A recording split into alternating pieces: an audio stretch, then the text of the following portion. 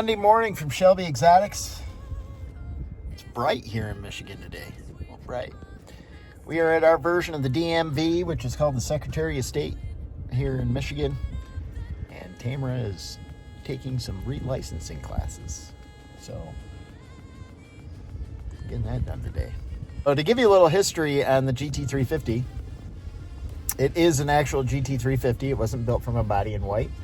Actually bought it from a gentleman, went on a search and tried to find a car that was well beyond its break-in period, but not well beyond 1,200 miles. That kind of signified to us that it was somewhat of a collector, and the car hadn't been abused. So I wanted a white with blue stripes. There was one in Florida, one in Ohio, and one in Wisconsin, and elected to go with the one in Wisconsin, and bought it from a guy who owned a printing company that actually printed catalogs, kind of like a Granger's, which was kind of cool to see. But this is a real GT350 that we stripped down from basically its original form.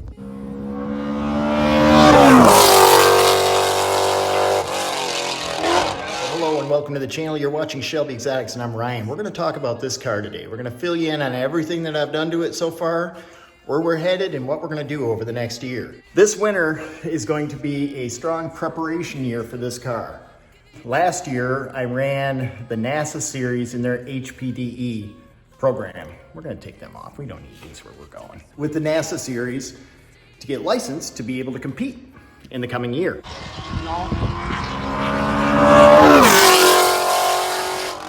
All right, so let's talk about this car. This is our GT350, what we have dubbed as the TR, which stands for Track Ready. This car was built actually at Watson Racing for a company by the name of 5.2 Motorsports. 5.2 Motorsports is based in the same town as I am, owned by a gentleman just up the street. Also runs the 941 car. This is the 057 car. The reason I named it the 057 car, which we could give this cat a name at some point, is because it is H00057. And usually you can tack a 0 on your numbers in some of these club racing deals and still be able to use your number just +0. So, all right, we have the APR Performance wing. This wing comes with just square side plates. These were made at a company by the name of Custom Components Corporation in Ionia, with material supplied by Dragon Plate and machined very similar to the FP350S spec. Just a couple technical things. Shutoff switch, which is required for NASA. We also relocated, I think I'm gonna have to turn that on. Relocated the battery from the front passenger side to the trunk. That was one of the things that I wanted to accomplish. So everything still kind of works the same as far as the on-off mode select, that type of thing. The Ford CAN bus system, there's certain things that you had to keep in place. Otherwise, you'd have to switch to a Motec ECU, which they have the software for the GT350. I elected on this one not to do that. The 941 car does. That is on a Motec. I do have a Motec, which we're going to install over the winter. So you guys will be able to see what it's like to install a Motec ECU and AIM display. This car, currently I have the AIM DL Solo that I use for data acquisition, and then I have a Smarty Cam camera there, and that's what's been taking my camera shots. Both of these most likely will be upgraded, and then I'll move these to the R or whatever, just so I can keep some telemetry on that, or the Ferrari, depending on which one we end up tracking the most next year, whatever new thing we might be cooking up. Part of the CAN bus system, you got to keep those other items in place. I relocated them right here off of the steering wheel. So that's my mode selector and my steering, as well as my Magna-Ride, which I no longer need because I'm running the MCS suspension. We'll cut that out. There's the other half of the controls off the steering wheel that we repositioned there. It didn't look right with the contours of the steering wheel buttons. They're all just momentary switches. To put them on here, because this is flat, that's curved, it didn't make much sense to me. So we kind of hit them, so to speak. And again, there's the other half of the controllers. So the start button system still works. All the accessories still come on. The gauge cluster I've not upgraded yet. You know what we should do? Let's see what kind of mileage I've been running. So this has some E90, E85, and 100 octane factored into the fuel. 5.1 miles to the gallon. So we've been kicking out of her just a touch. All right, it's good. Lights and everything still work. The automatic lights, all of it. I did elect to upgrade to the yellow headlights. They work really good in the fog and in the rain. We do run these cars in the rain during a race, rain or shine at NASA. And the Pilot Sport Cup for us. What are they? PS4S, right? Pilot Scope. Yeah. So I relocated the battery to the trunk. These are all the components. Half shafts, trickle chargers, you name it, going to California. So, and look at all the luggage space you get. Spare tire and everything's out of there. You can see where the package tray comes in, the holes. All right, so one of the things we had to do that I don't want to forget to tell you, if you put that APR wing on your car, you're gonna want this. All right, so everything works here pretty much still as normal. Hit that. You got a bazillion errors on the deal because we've taken so much out of the car. Right here, we had to put additional bracing into the trunk. And this is not the original trunk that came with this car because we bent the crap out of it. They come through and they've got this plate here and it actually caved the whole back end in significantly, guys. I mean, significantly bent it back because that wing right there produces 1.21 gigawatts of downforce. I don't know how many pounds, a lot, enough to bend a trunk. So you're gonna wanna stiffen up that trunk, put some additional bracing in there like I've got. I'm gonna pop that open again because you're gonna say, dang it, I really wanted to see how we set that bracing up. All right, right here, welded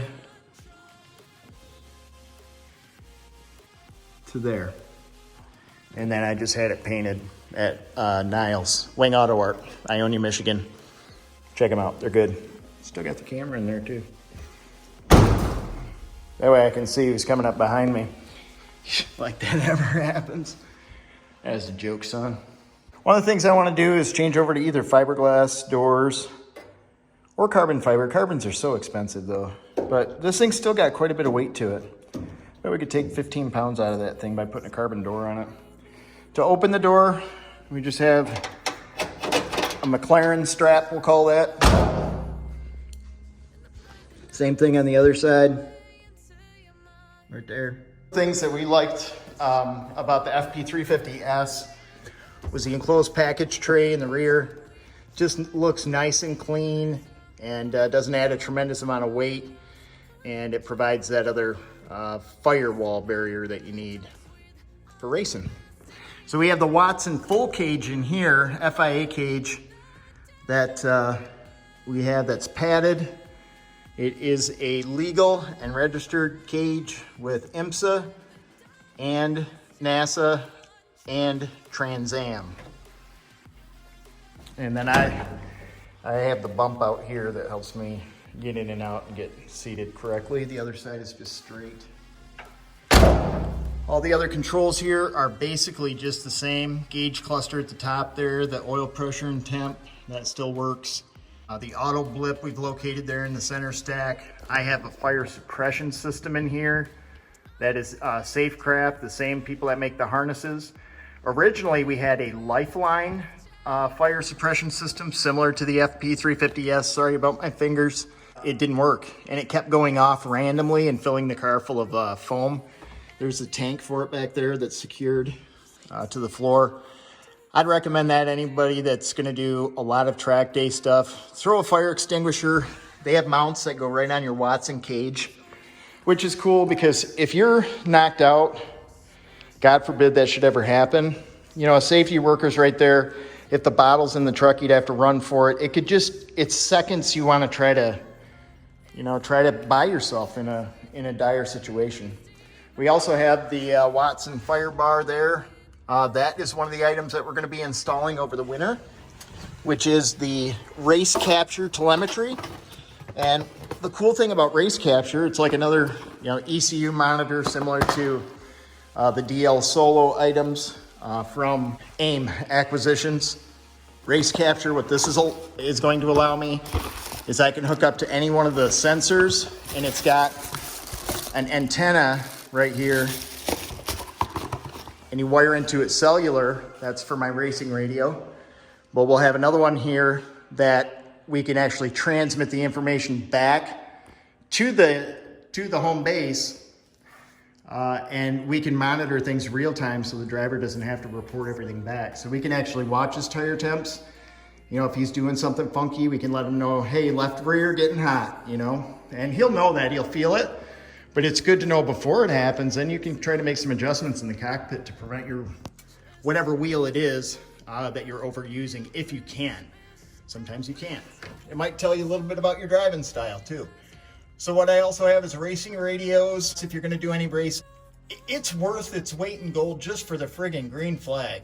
But some of the other safety things is that you can report back to your crew and let them know what's going on with the car. They can communicate with you in the event that you need a pit stop, like we did at Gingerman this last year with the 941 car. That thing caught on fire after being pushed off the tracks.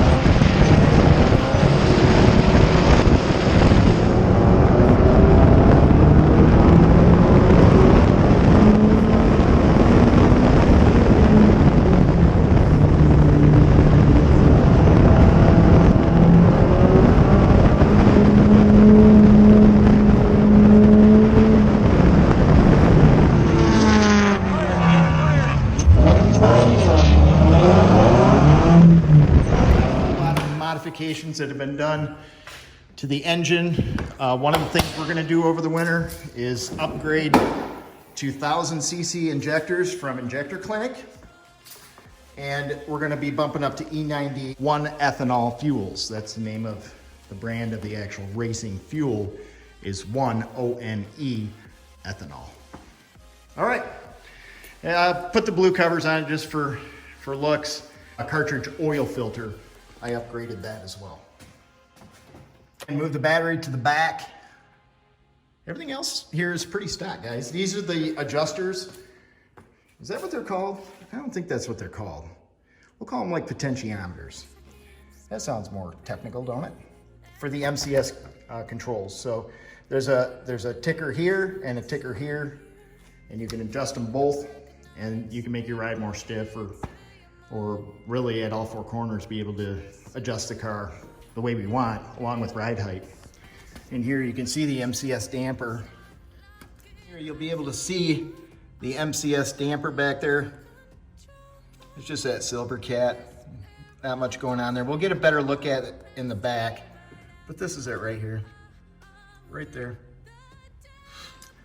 Why did I switch away from the Magna ride? It might have been a mistake, to be honest. So, the jury's still out on that yet. This iPhone's pretty cool. It's got like a GoPro view now, where I can do a wide angle, which is pretty slick. All the graphics, were either commercially bought or made by two different companies, Icon Graphics in Grand Rapids, Michigan, and the stripes and the upgraded reflective. It's actually chrome, and it's super shiny. It just doesn't show up at all on camera, but they were done by 180 Designs up in Carson City. And I allowed them just freedom to be able to come up with a design that they liked. I didn't give them much time, like 2 days before the race, to get it done. They got it done for me This material down here is the same, reflective blue chrome. Same thing that was on the Lexus race car in the Pirelli Challenge series. They actually did that car, but this is the livery that I'm running. We're gonna do some changes, but there's gonna be more blue chrome and maybe less white overall on the car, but we're gonna go for a different look, but still all Shelby and the white and blue theme. I mean, that's why I bought this car. It's a damn Shelby. We're gonna stick with that theme. MGW shifter.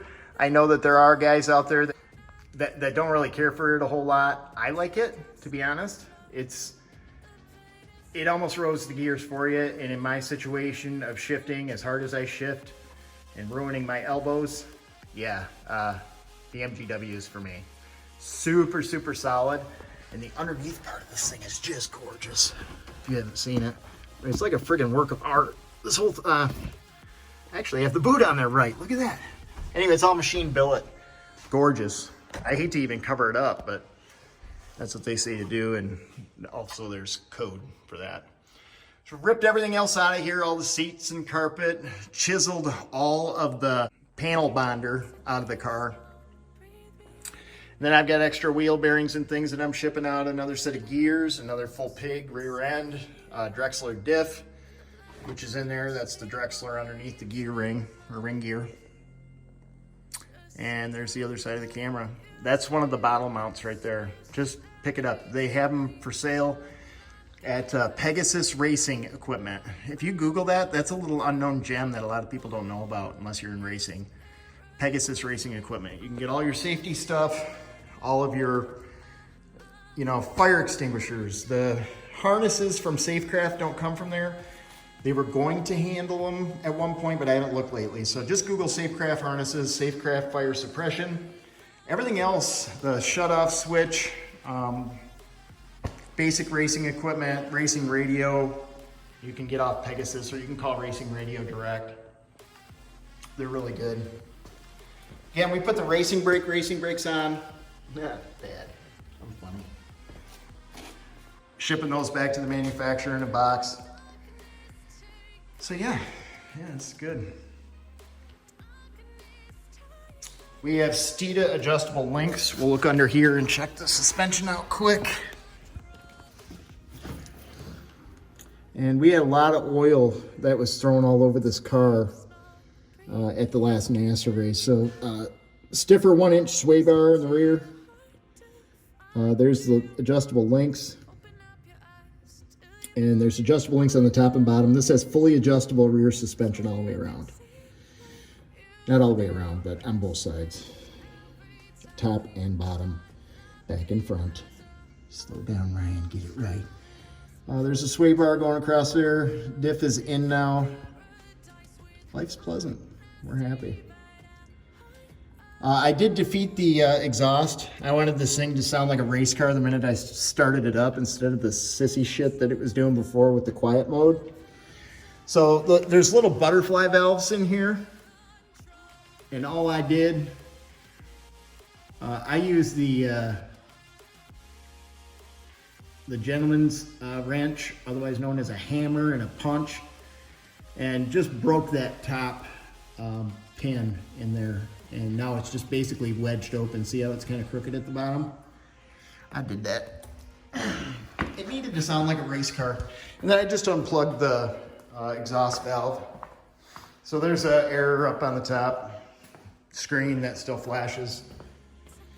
But you know what? I don't care. Elected to go with a Sparco seat. I really like this one. I would probably upgrade to a more wraparound seat. I'm gonna put a Kirky in here. I really like Kirky and the way their seats are put together. They're just sharp, and that's Kirkey. They make a nice lightweight, all TIG welded aluminum seat. So it's super light still, but really, really protective. This is good. It's carbon fibery, and you heard a crack there even when I pushed on it. That scares me. I want my spine to make that noise.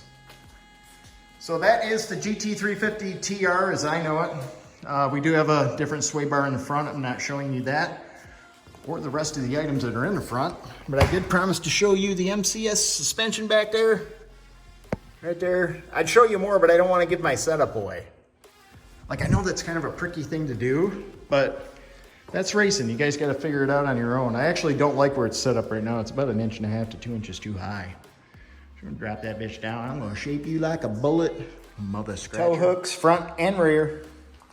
This is the tow hook setup that I got out of the Pegasus Racing catalog. Ford Performance makes one as well.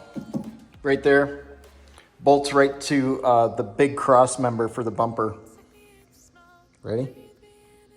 Hi, I'm a GT500. Whatever. It's my best one. We'll use something else for that. Watson Racing vent. Again, if you need one of those, you can call 5.2 Motorsports if Watson won't sell you one. I don't have a rain tray because real men don't need rain trays. Custom graphics. She's good in the hood. The steering wheel that I've got is the Ford Performance wheel. Same thing you'll use if you've been out to the GT350 school that's in the Boss cars. Just get a hold of Ford Performance. They'll tell you where it came from. We bought it through them, I believe, on their racing side of things. Just call over there. They'll hook you up. A lot of this stuff came from Ford Performance because it was the only thing out there that we've kind of swapped out, like the springs and whatever. When I was using the Magna Ride, though, I did upgrade this to the GT350R springs with all the Steeda adjustable links and sway bars. So again, I don't know if that still qualifies as a stock car, but I was still running the stock drivetrain and the Magna Ride. I had just put the adjustable links on it because I like camber. Camber's good. Oh, yeah, and we've got those. Adjustable camber. Those are the Vorschlag adjustable camber plates. I can get that wonderful 4 degrees of camber that I like to have at certain tracks like Gingerman. So that'll be nice. This car has not been to Gingerman or anywhere in a long time. You're due. You know, the 5.2 Motorsports car, they've been racing that hard.